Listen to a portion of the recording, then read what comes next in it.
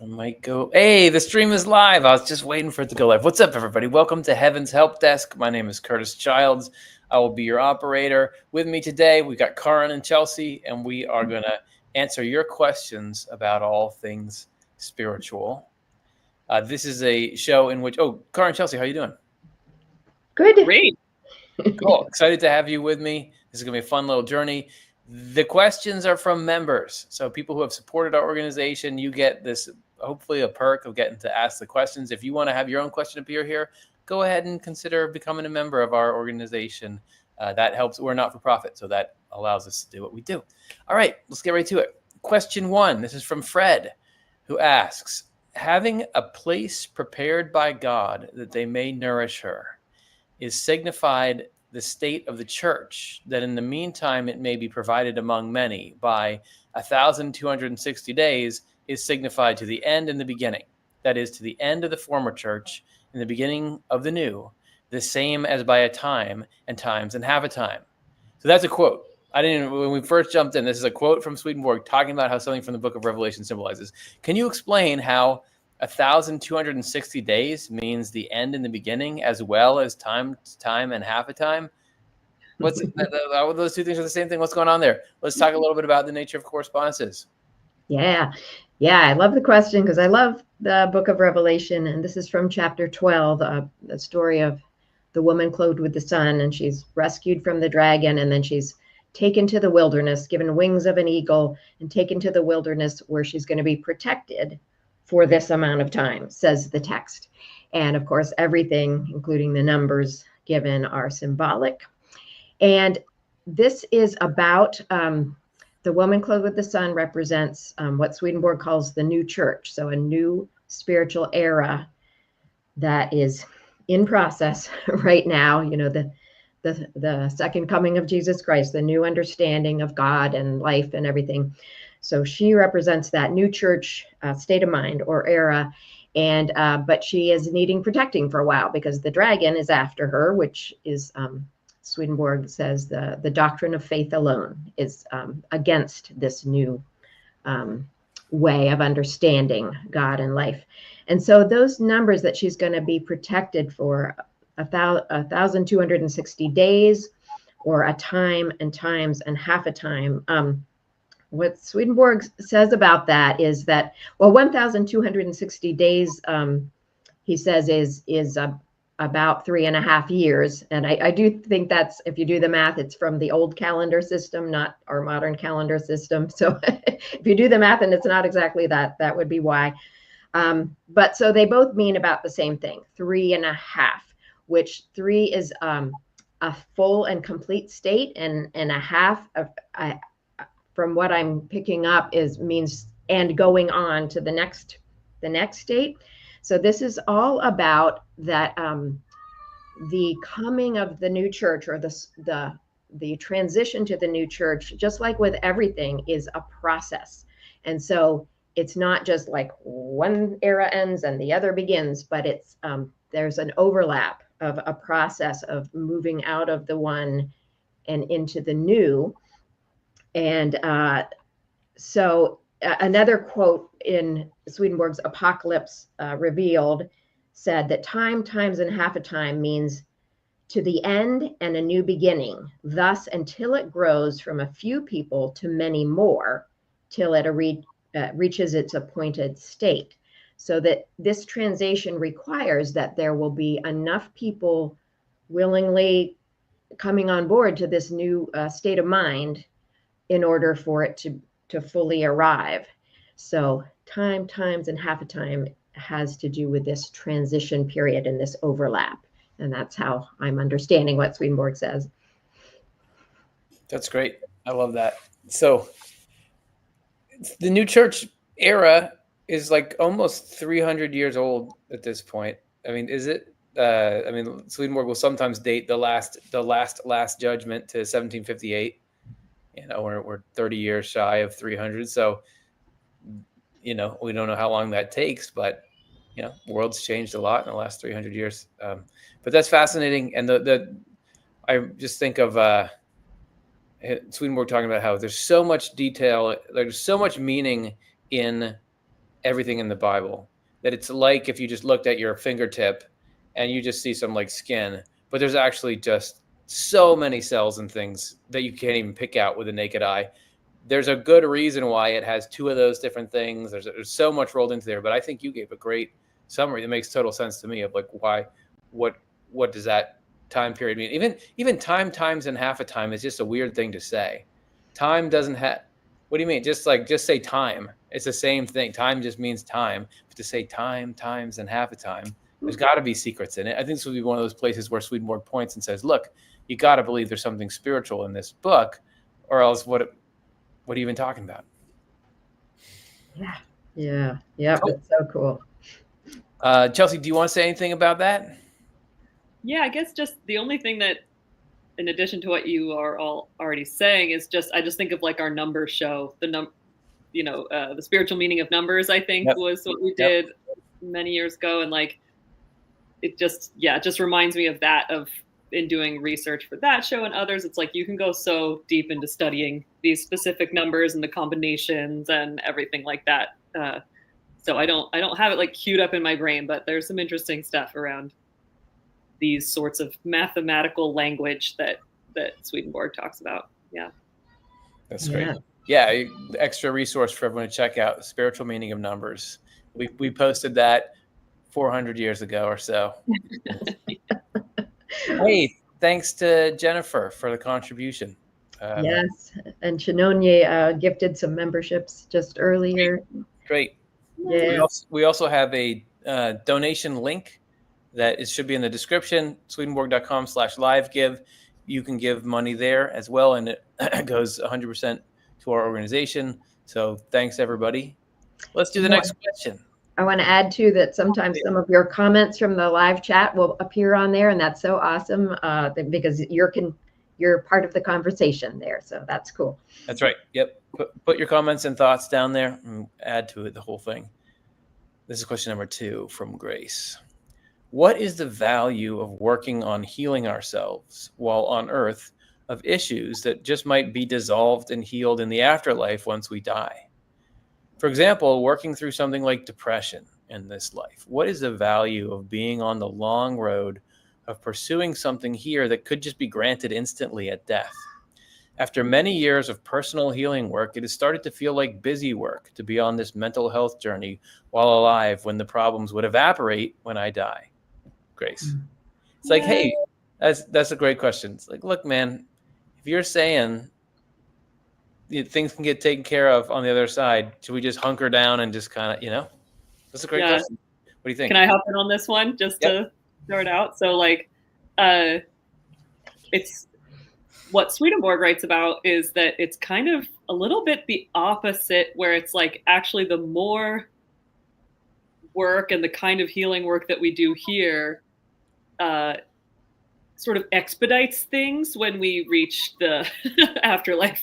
And so it's a bit of the inverse, where it's like, Swedenborg says when we die, we all enter the world of spirits, or this realm in between heaven and hell. And then when you, but that time there is this, can be a very long time of processing. And it really, the descriptions that Swedenborg writes of the kinds of things that people go through in that place is that it ends up looking a lot like kind of therapy. Like it's an interesting sort of therapeutic process, it seems like, to help people get clear about themselves and what they really love, and getting free of falsities and things like that. And that processing, you have to go through that before you're clear about where your spiritual home is going to be, and then you go there, and so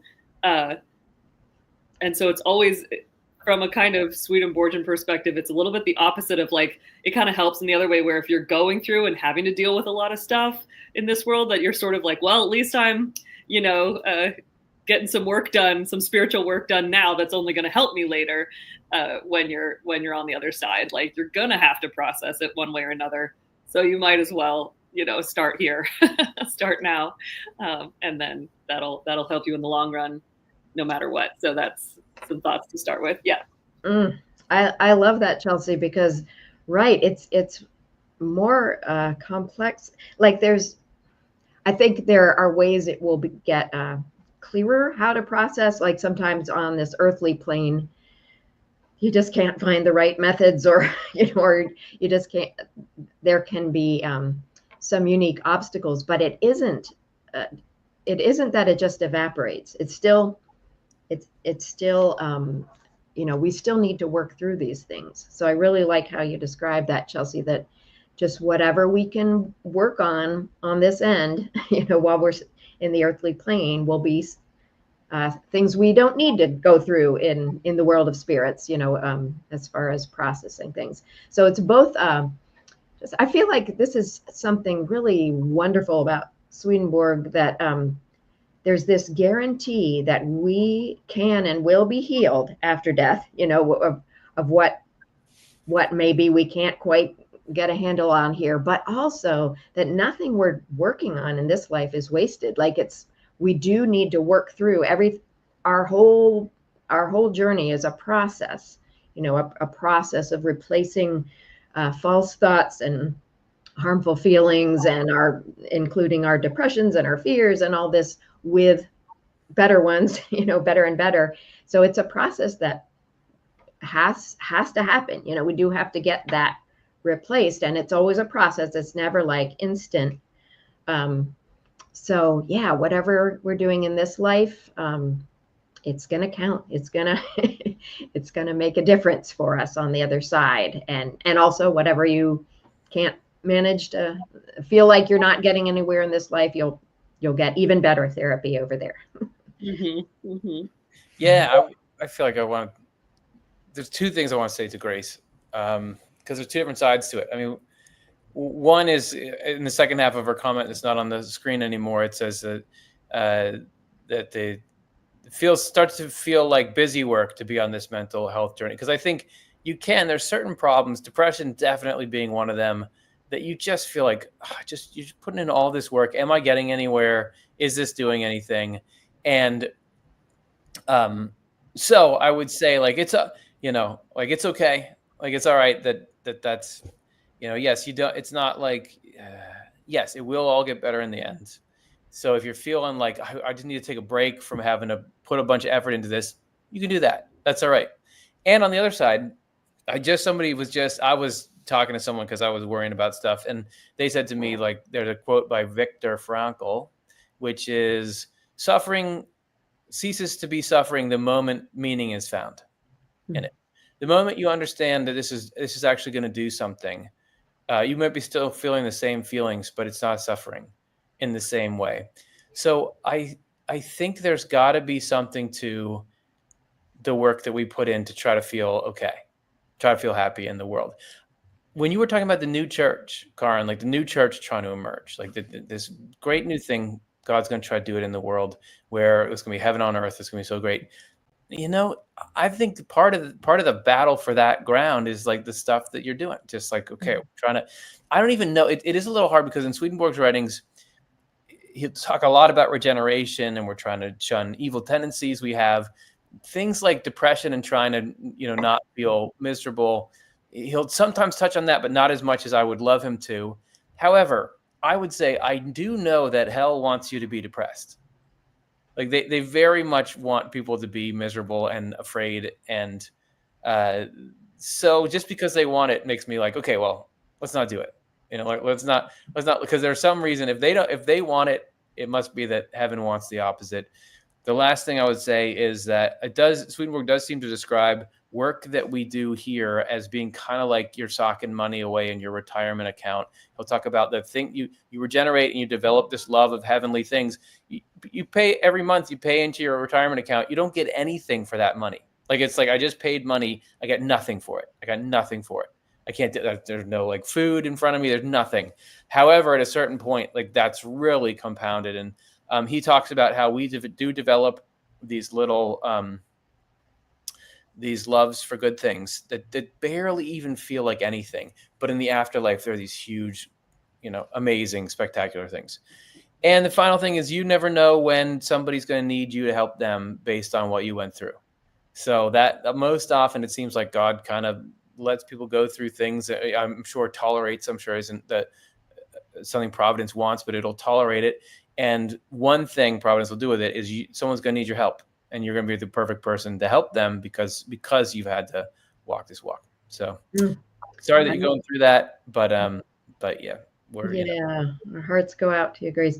And yeah, I love that that everything you said there, Curtis, and also just that Viktor Frankl quote, because you are making me think about that. If you think that the goal is to not feel depressed anymore, you could get like, you know what I mean? Like if like I've only succeeded if I never feel depressed anymore. But if you might still struggle with that and for the rest of your earthly life, but if you find meaning and learn to trust that God's still with you, and learn to trust, okay, this is what the evil spirits do, but I can be objective about it.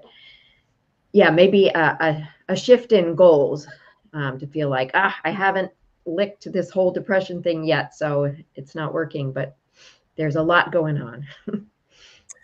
Yeah. And I think like the part of that question of like value of working on healing ourselves of issues that might just be dissolved and healed in the afterlife, like what you're saying, Curtis, is the truth is it's hard for us to tell. We don't totally know what is sort of just like, oh yeah, something that's really just kind of going to be left behind. Like Swedenborg says, sort of so many outer self concerns just fall away,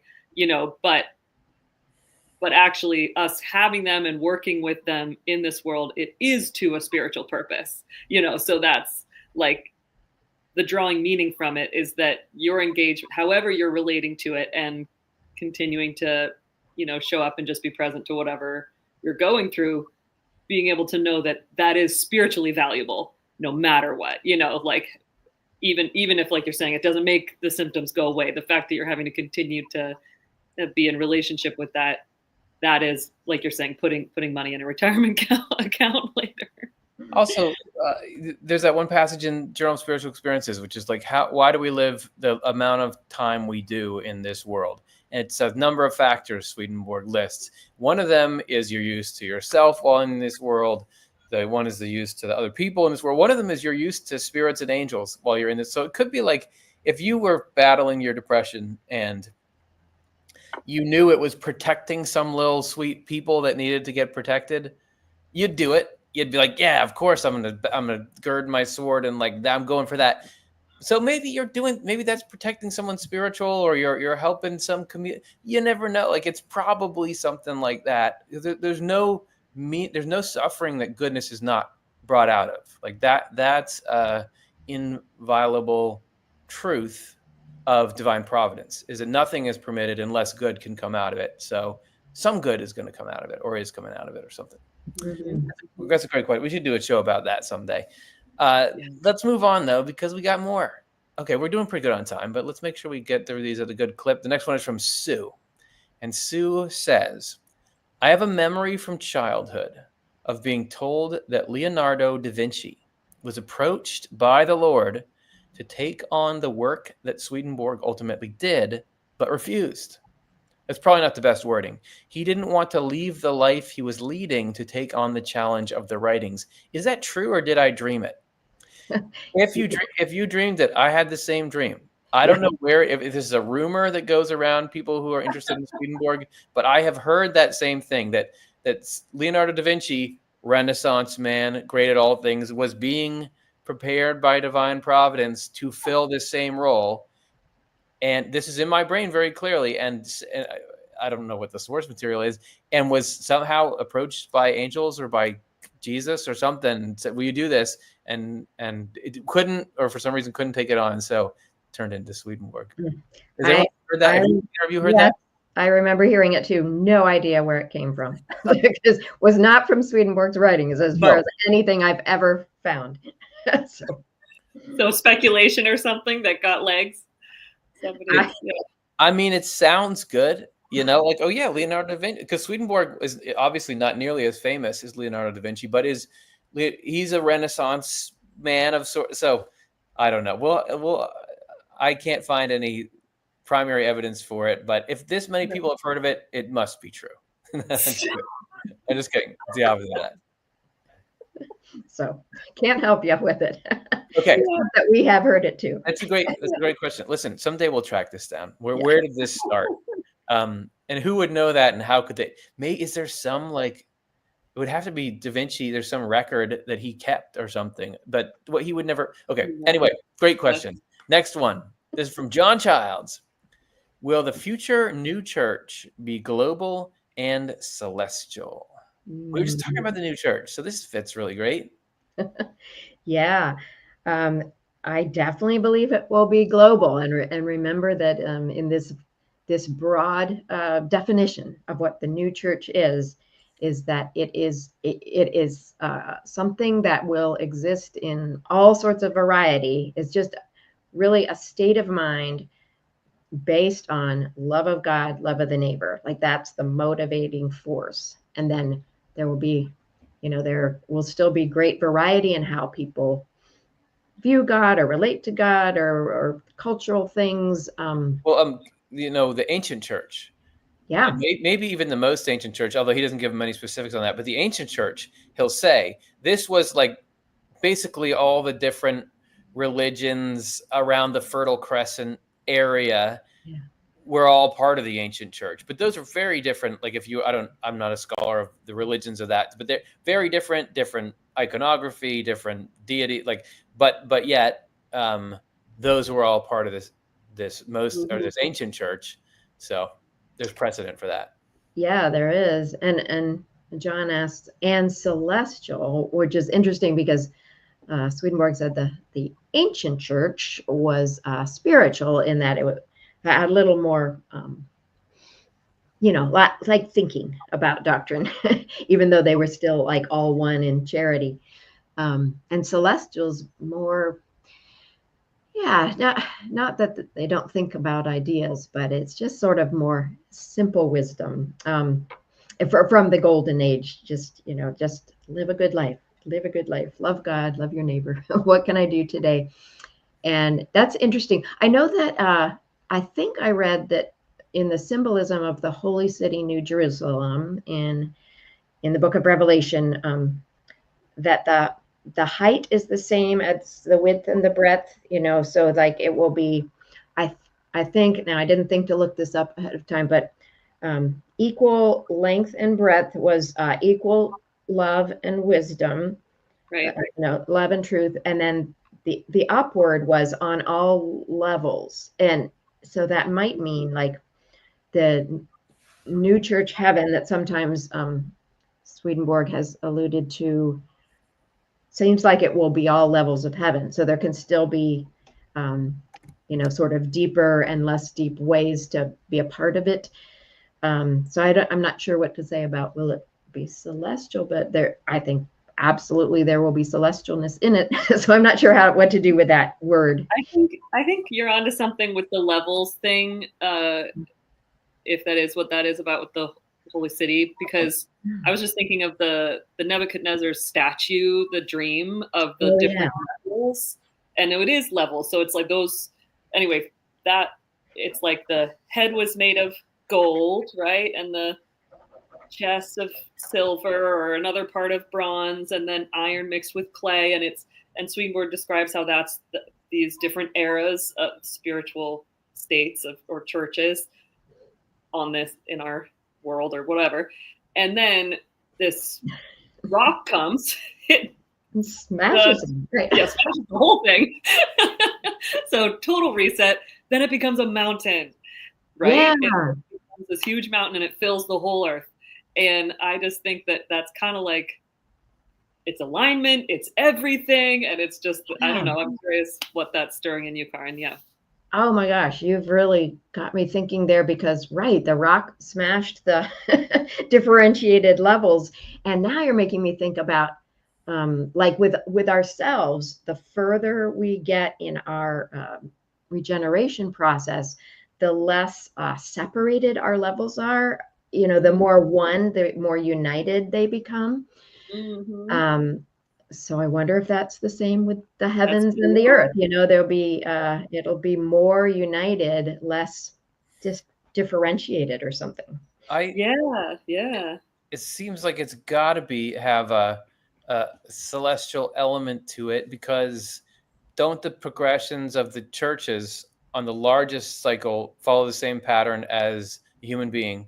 Yes. And so the most ancient church is the innocence. It was an innocent celestial church because celestial is innocent. So it's like the innocence of childhood.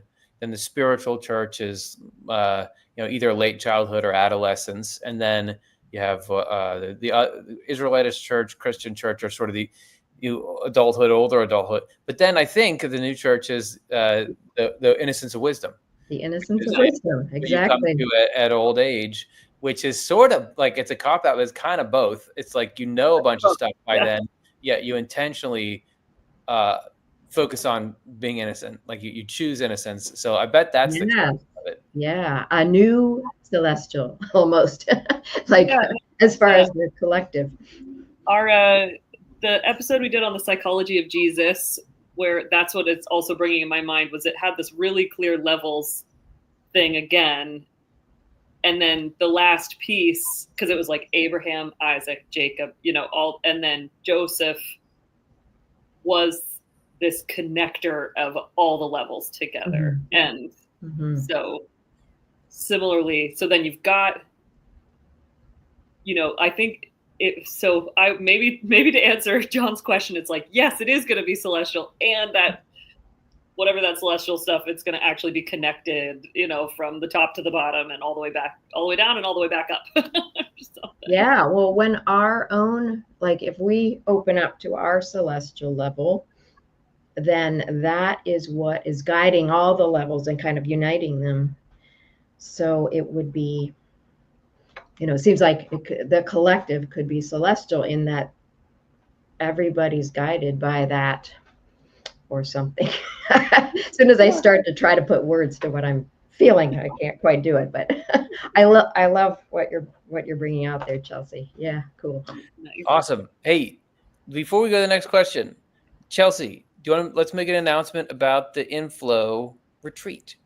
Great. Yes. So we have coming up, it's going to be August 8th to 10th. I'm going to be facilitating a weekend, an in-person weekend retreat. There you go on the screen. In New Jersey, a place called Phillipsburg, New Jersey, at a venue called the Harmony Mountain House. And so this is a immersive overnight, although there is the option to be a commuter attendee where you can get a hotel room at a local place and, just 10 minutes away and come to all of the experience of it. But so Friday to Sunday, and it's a small in-person retreat, and the whole design of it is to learn what Swedenborg teaches about inflow and really sort of practice connecting with that inside of yourself, with wherever you are in your life, in this circle of people who will be there. And I think it's going to be a really wonderful event.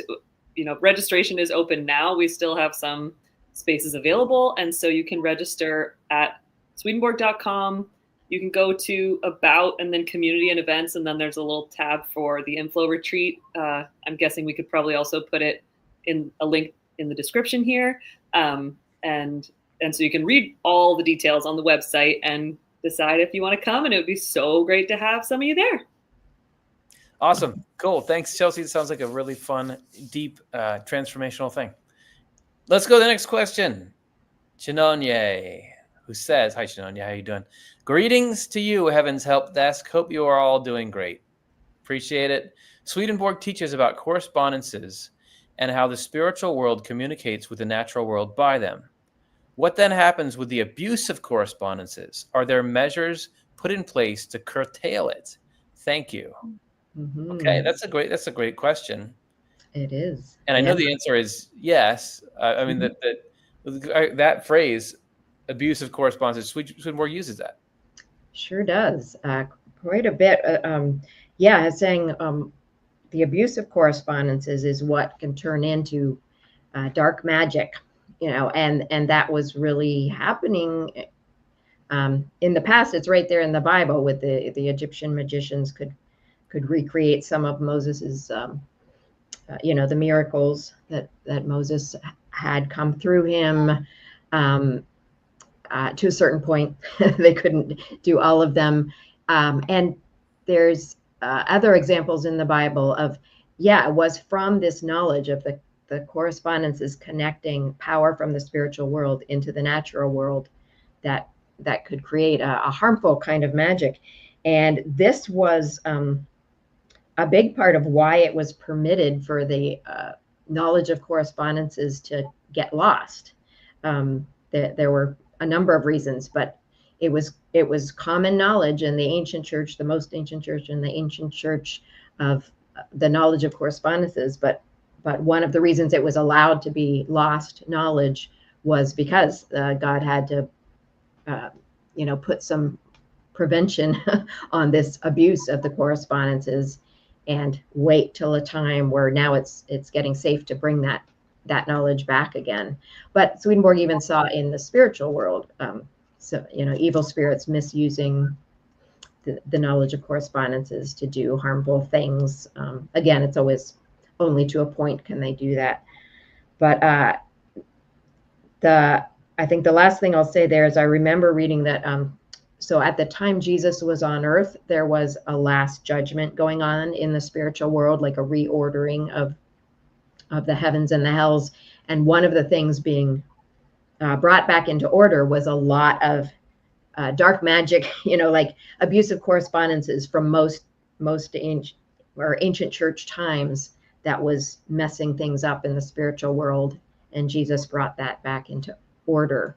So the answer is yes, and that's one of the ways God has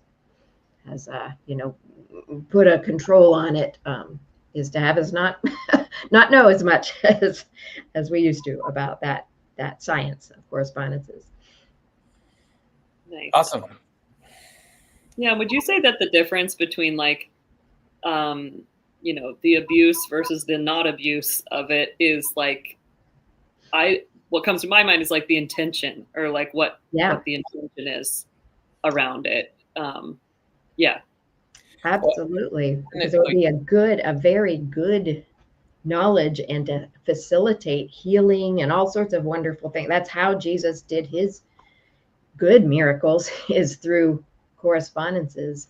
And I have no doubt that in the future celestial golden age on this world, that will come back, like using for good this knowledge of correspondences to affect actual change in the physical realm.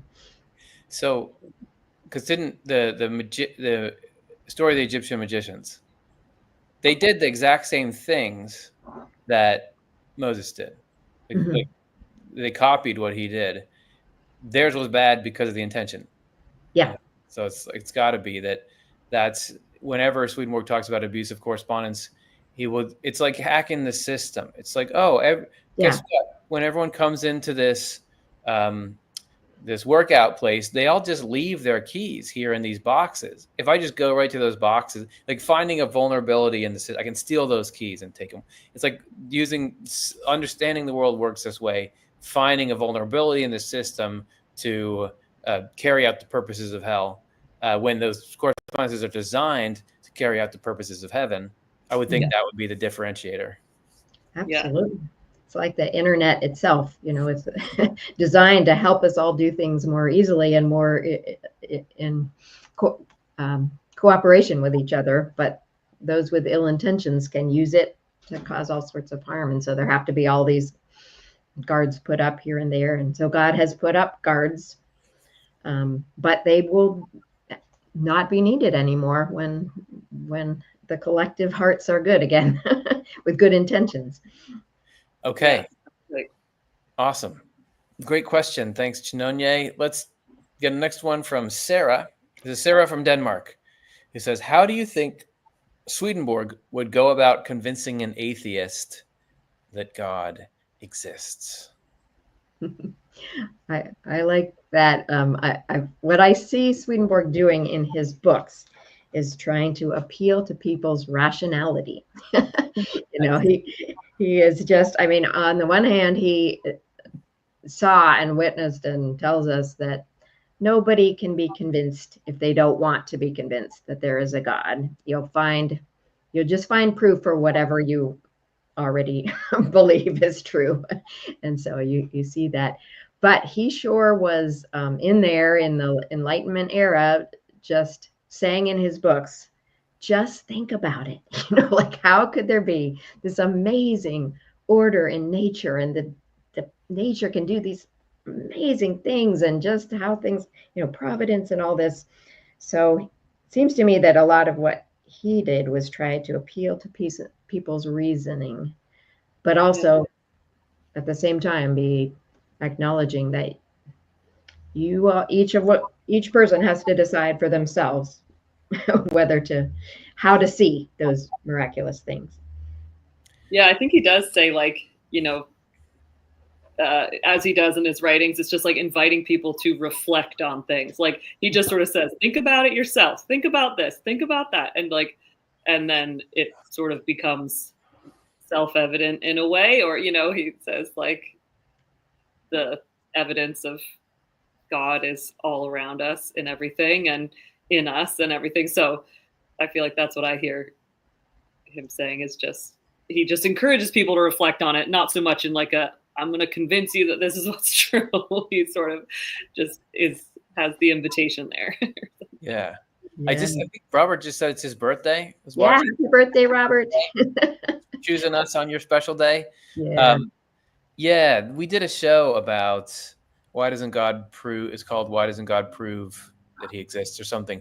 And there's a very interesting but satisfying Swedenborgian take on the whole issue of belief. There's like a useful and good way for belief to emerge, and then there's a non-helpful sort of non-living way. The belief in God has to kind of spring organically from a good life. I was just reading something about this, that a life, and by a good life, good simply means you intend well to other people. That's I mean, sure, there could be something like that, like you intend well to other people. So that's a good life. And a belief from God should on its own start to spring out of that. If you come into contact with goodness enough, you start to understand its nature as though there's God out there. And a life of evil, which is a life where you're callously indifferent or actively hoping and enjoying to cause harm to people, that really doesn't like the truth, doesn't like any of the full truth about the universe. And so that will never believe that God exists. Even though there's plenty of people Swedenborg knew who were even preachers who were very fired up about, yes, I believe in God. But if you look down deep, you don't really believe in God, because what you love and enjoy is this stuff that's by the time you get to the spiritual world, you throw out all this. Yeah, I don't actually believe in God. And you can go ahead, and Swedenborg would talk to a lot of people who are devoted to evil, that are living in hell. And he would talk to them, and they can be shown, here's heaven, here's God. And then that doesn't work with what they love. So they'll kind of cast it off. So it's like, I don't know if you would try to convince somebody that God exists. I think you would try to convince people first, like don't do what's evil, do what's good, and I remember him talking to some soldier who was a soldier in the world, who was trying to say, like, adultery is not that bad, but then Swedenborg was like, wait, think about when you were first married to your wife. Think if somebody had cheated with her, wouldn't you have hated it? Like, he's trying to show people that there is something harmful in doing what's harmful to people. And I know also in that show, Does God Exist? I mean, why doesn't God prove that he exists? If Swedenborg came and convinced you against your will, sort of, that God exists, it wouldn't be alive. It would be like it would sort of shut down your rational process, shut down your free will, and you would actually have to somehow get rid of that belief that Swedenborg imposed on you before you. Like, we can be helpful and like we can aid people in giving them materials that they eventually can build a belief from, maybe, but ultimately it's got to spring from a good life. Or I think that's how I see it. Mm-hmm. Yeah. I'm remembering Reverend Anna Woofenden was on our show a long time ago, and she said when she encounters someone who says they don't believe in God, she says, what God don't you believe in? And had them describe the nature of God that that they don't believe in. And she would always end up saying, I don't believe in that God either, like an angry one or one who doesn't care or whatever. And so that's an interesting, starting place to try to, because there's just so many different reasons why people might not believe in God, so find out what's at the core of it. Yep. Yeah. I also, he'll often talk about like arguments. Arguments are great for arguments, and even like inferences from what you see are great supporting things. You're supposed to confirm, but it doesn't seem like the core decisions about like, does God exist or not? That's kind of something, I don't know, you make deep within yourself, where it emerges. And he says, then you can look all, if you believe, then you can look all over and everything just screams like, obviously God is here. And same thing with the Bible. If you have an affirmative attitude toward it, you can see confirmation of that truth in all that stuff. But if you don't, then it's a little bit different. Yep. Well said. Okay, let's go to the next question. We're doing pretty good. 241. That's not so bad. CJ, this is question 7, who asks, any chance that Swedenborg was, quote, remote viewing, as it is called today? Even the CIA has extensively utilized this technique militarily. We all know he did not bodily go to the various locations. It was not travel in any conventional sense. His relationships with guides and angels was not outer creation, but metaphysical / spiritual. It was mind's eye, which is what modern day remote viewing is called. So are we finding, is there a convergence in what the CIA, what do they call them, spooks? The CIA is finding, and what Swedenborg did? I haven't seen it, watched it yet myself, but I happen to just see that Jeffrey Mishlove on his New Thinking Aloud podcast interviewed with somebody who used this term remote viewing for the first time to my hearing. Like, I hadn't heard that term, but I definitely was thinking along the same lines as CJ here. And like, I'm guessing like, yes, it is. And it also reminds me of this new book that we just published called Opening the Inner World. And this whole idea of an inner world is really that through our own mind's eye, you really are right there in the spiritual world, but you're in yourself, like your own personal system, but you're getting to then you can interact with things and have whatever, it can go out there in various ways.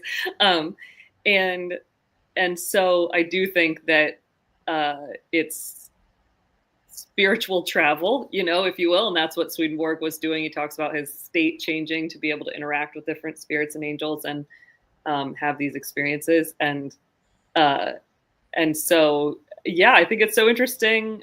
Like I said, I haven't educated myself yet on this remote viewing, but kind of fun and cool if that's the direction that people are getting at, because I think that's where it's at. It's all the inner world, spiritual world interconnection that connects us with everything. So that's right.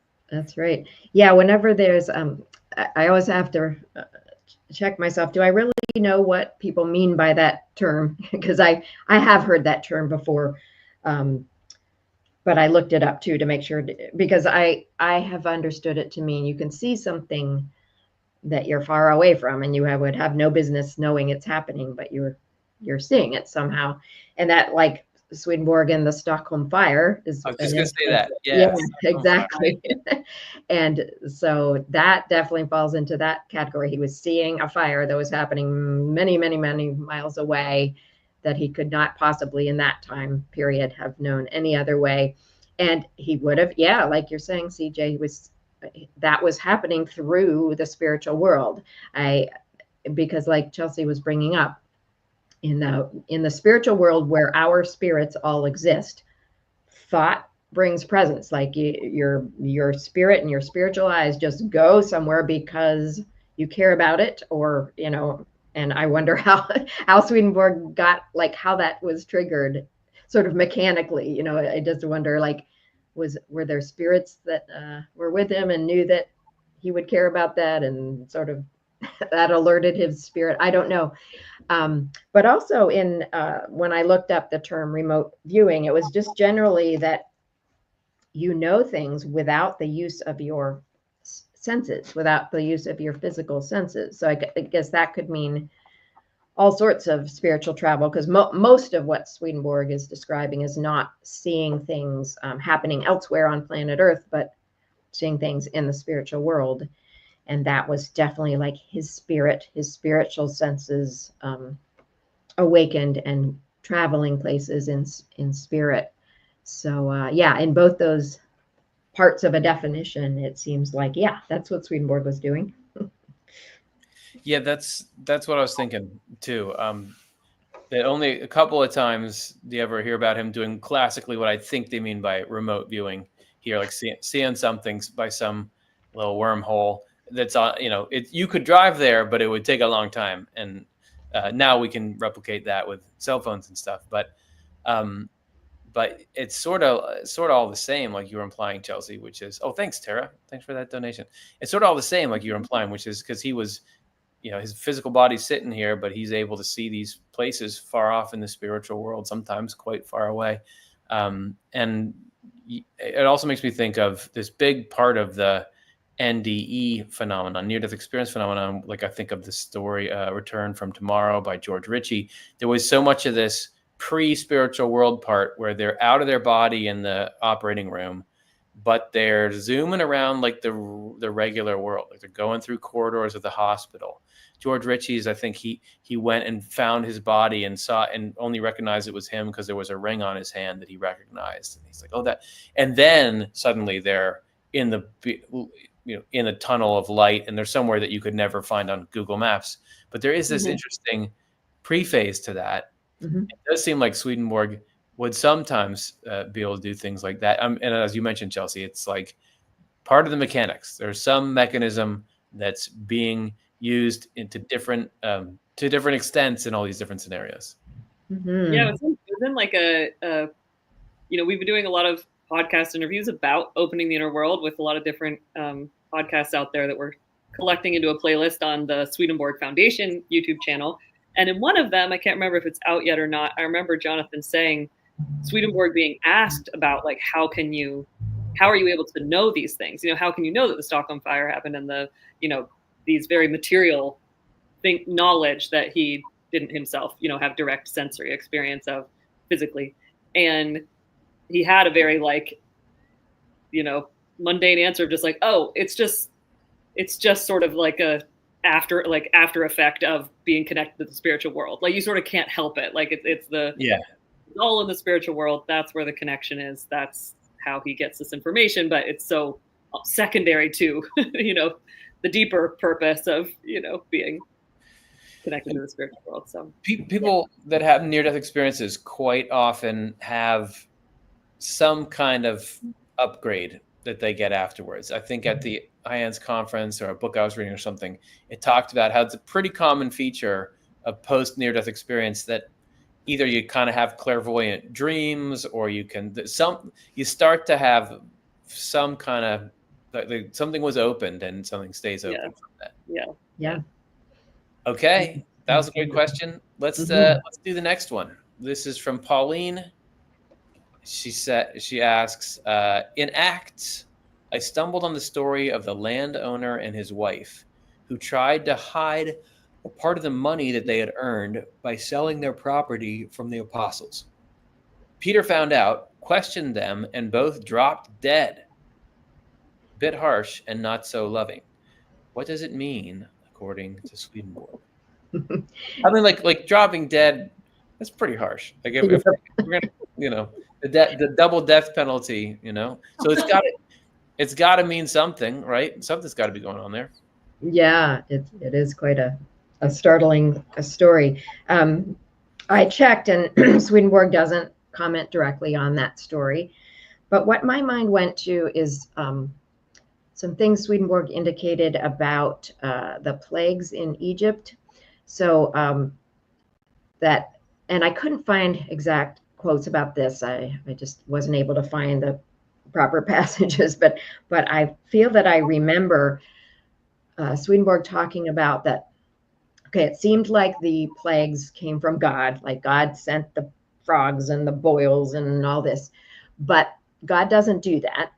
And so it seems like the evil spirits do that, like evil spirits, like, and in, these days before Jesus, especially, evil spirits could have an effect on the spiritual world. They could demon possess people, and sometimes these things could break through.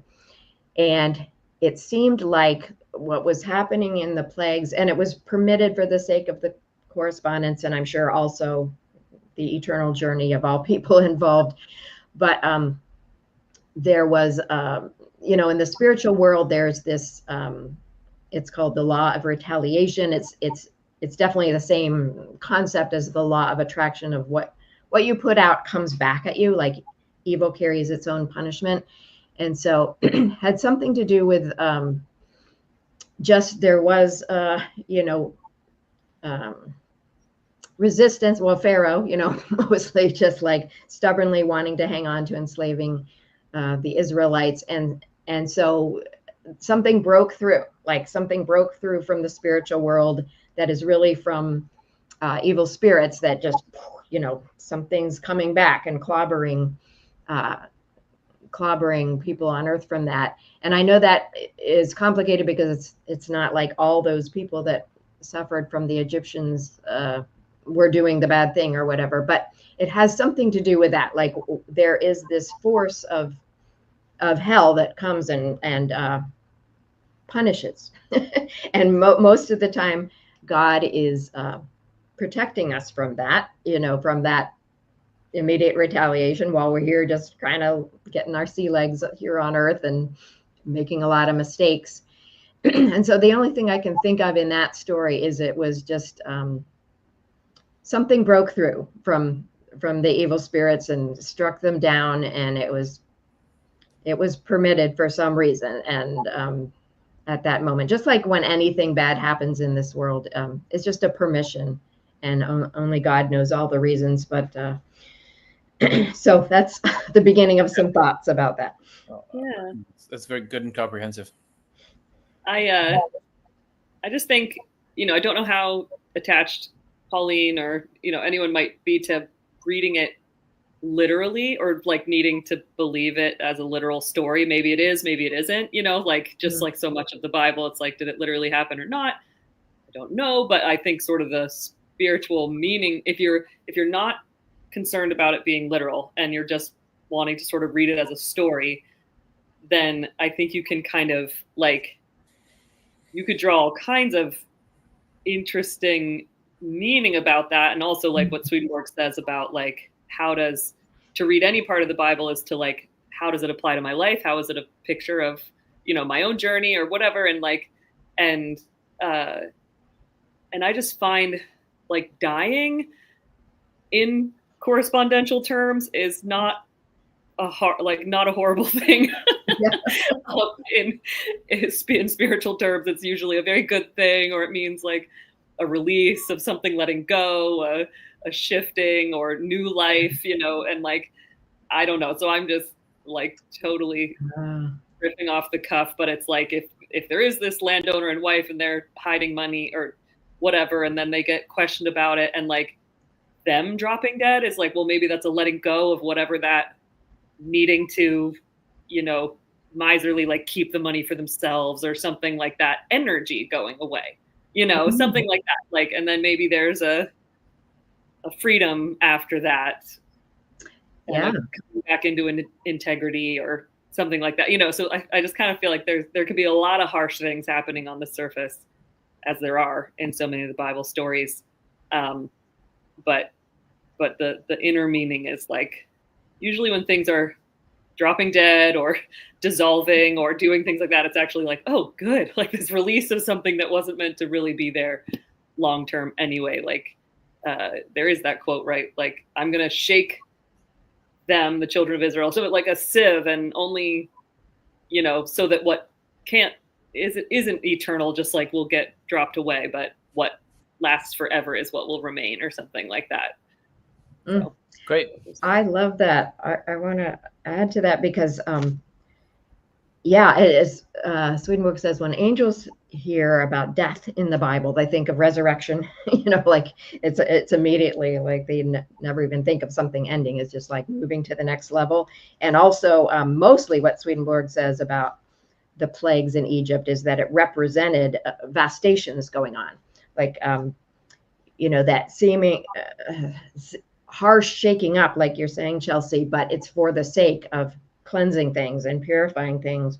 And so, yeah, I think that's a great way to think of it, like a impulse to steal or hoard or something can be getting struck down. And who know, even if it did happen physically, God could have seen like that's the way that these two people would, like lose that part of themselves, and I can help them better on the other side or whatever. So yeah, it's always, in the end, it's always for the sake of love. I just had a quote recently, I think I posted in the membership, about how Swedenborg was saying, he was seeing that all the punishments and vastations and everything he's seen in the spiritual world, it's all for the sake, it's all coming from love, for the sake of getting people moving forward in a positive way, to get off the chaff and the stuff we don't need that's weighing us down. Awesome. Cool. Well, that's a pretty good reason to do things. Love. Yeah. Okay, we got a couple questions left. 4 minutes. We'll get to some of them. This is question 9. This is again from Sarah from Denmark. If Swedenborg talks about an object representing a certain thing in the Bible, would it be safe to assume that the meaning of the object is the same when mentioned in other Bible verses? I think it's like pretty safe, except sometimes it means the opposite thing. Like Yeah. it really, that is again, Jonathan Rose. I remember him doing the Bible study, where he was looking for Swedenborg. I have evidence of Swedenborg's system of correspondences and the literal meaning, and the one that really stuck with me was figs. And like every time there is this catastrophic apocalypse happening, the mountains are going to fall and the quagmires of the earth, and then it'll be like a fig tree when it's shaken.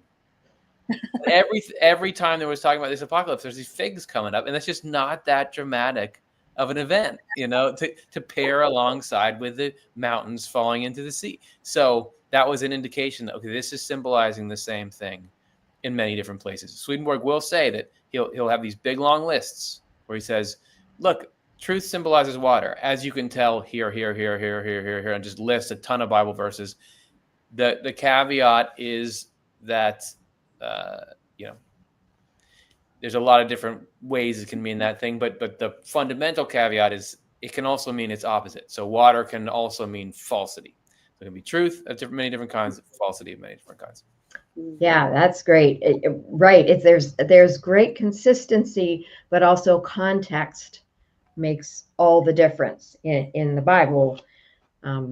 It can mean an opposite, truth or falsity, when we're talking about water. And also context can bring out nuances in the meaning. So there's this consistency of the symbolism, but it's not hard and fat, like everything real. It's got nuances according to context. Hey, I'm going to cut us off here because this next one is the last one. It's also about correspondences. So it's the same kind of thing. This is from Kathy, who said, I have been reading in Kings recently all about constructing the temple and all the cedar wood that was used. I wonder about the correspondence of cedar. When you think about it, it is an evergreen, so always fully alive, and cedar is also a preservative for cloth, etc. Surely it has these physical qualities because they correspond to spiritual ones, and that's why it was chosen for the Lord's house, don't you think? I think yes, and that's part of why correspondences make sense, is that something doesn't just arbitrarily correspond; it corresponds because of the nature of what it is. But I'd be curious to hear your thoughts on it. Yeah, I do have something specific about that. But Chelsea, did you want to say anything in general about the thing before, the question before? Oh, no. Nope. I'm all good. Nope. Go ahead. Okay. Yeah, I love that, Kathy. And absolutely, there's those qualities. That's a wonderful thing about correspondences, because these things mentioned in the Bible exist in nature, and they all have these qualities to them, like cedar trees and just all those qualities are part of that meaning. And I just found this short thing in Secrets of Heaven 643 subsection 4. Oh, this is the cool thing, because cedar, and here's where you have to see the nuances, because cedar trees mean rational spiritual truth. So that's very preserving, and helps hold things up structurally. But cedar wood that comes from the trees means good things in the will on the lowest level. So like there's this wonderful nuance of all the different aspects of this thing. So this quote says, wood in general symbolizes what exists on the lowest plane of the will. So just our basic everyday earthly want to do what's good. Costly woods such as cedar and so on symbolize the good things there, our good wanting, what we want to do in this world that's good. The cedar wood in the temple has such a meaning, as does the cedar wood used to cure leprosy and the wood thrown into the bitter water at Mara, making it sweet. So there's healing properties in there. There's the evergreenness. And so the tree itself can symbolize these strong standing rational truths, like spirituality is rational. It makes sense. And also then the wood you get from it can do all these good things and can heal. So it's just so cool. That's awesome. Yeah. Maybe so cool is a good note to end on. Yeah. Thank you everyone who was a member and submitted these questions. Thanks to everyone in the chat for your contributions and donations and memberships you gave out. It's very generous. Thanks, Chelsea and Karin, for some amazing wisdom and insights. This has been really fun. Yes. Yeah. Thank you. Thanks, everybody, for all those donations and all those donations of questions and comments, too. That was awesome. See you next time, everybody. If you are a member, we're going to the live chat right now. Hop on in and we'll talk about what we learned.